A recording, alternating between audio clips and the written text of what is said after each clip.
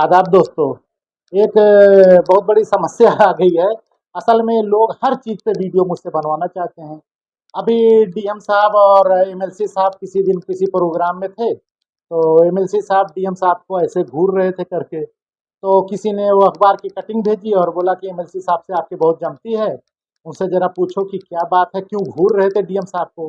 तो मैं तो ज़िले में हूँ नहीं, मुझे अखबार की कटिंग वटिंग मिलती नहीं, तो उसने जब भेजा तो मैंने कहा ठीक है।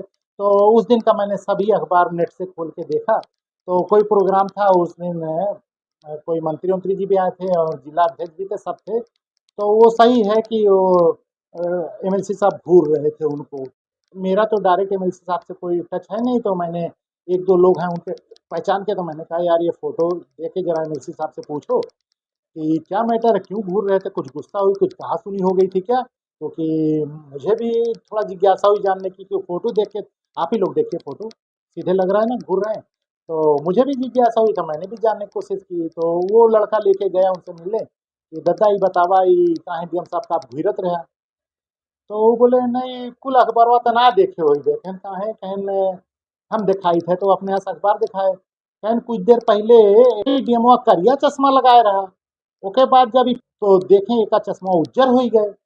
तो हम वो ताकत रहे कि कौन सिस्टम है भैया, करिया उज्जर हो गई, कौन ब्लैक एंड व्हाइट सिस्टम पैदा किए सर कि आप बहन के पीछवा 4 कदम पीछवा तो भाई करिया लगाए रहा, अब उजरा हो गवा तो कोनो ऑटोमेटिक है का वह घुरत रहा और कोनो बात नहीं हुई। तो उसने पूछा कि तब दादा कुछ पता पा, तो कह नहीं हम एक आध दो दिन से फिर पूछे कि डीएम साहब चश्मा बदला करत का।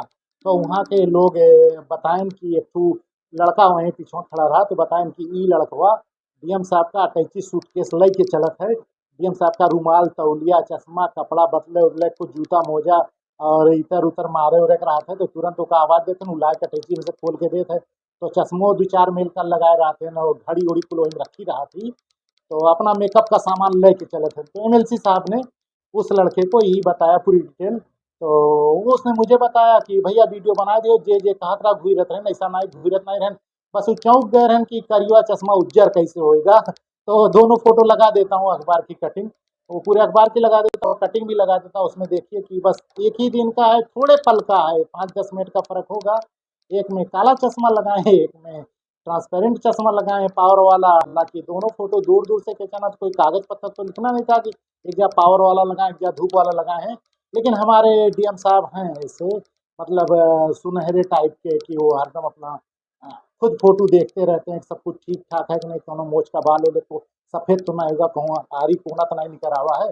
तो होना चाहिए आदमी थोड़ा टिप टाप रहना चाहिए। देखो आदमी दो तरह से पहचाना जाता है, एक तो अपने कर्म से पहचाना जाता है, या तो अपनी फेस सेविंग से पहचाना जाता है। अगर आपके पास जानकारी नहीं है, हुनर नहीं है, ज्ञान नहीं है, आप ऐसे किसी क्षेत्र में नहीं आ सकते हैं, तो आप लालिया पाउडर लगा के हसीन खूबसूरत करके बता दीजिए कि हम इसी टाइप के हैं, तो ना उसका कपड़वा बड़ा बकबका रहा था, वो बड़ा टिंच पिंच रहा था, इसी में कह दें।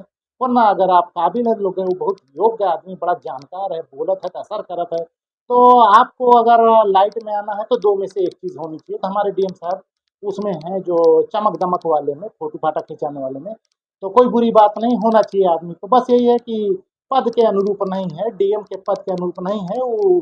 फिल्मी दुनिया में लाली पाउडर में कपो कप चले थे, लेकिन अब वो यहाँ भी कर रहे हैं तो ठीक है, करें, कौन रोकने वाला है। आप लोग इतना जान लीजिए कि वो एमएलसी साहब घूर नहीं रहे थे, चौंक गए थे देख के, तो इसीलिए वो देख रहे थे, बाकी कोनो और बात नहीं रही। इसलिए इस बात को यहीं छोड़ दिया।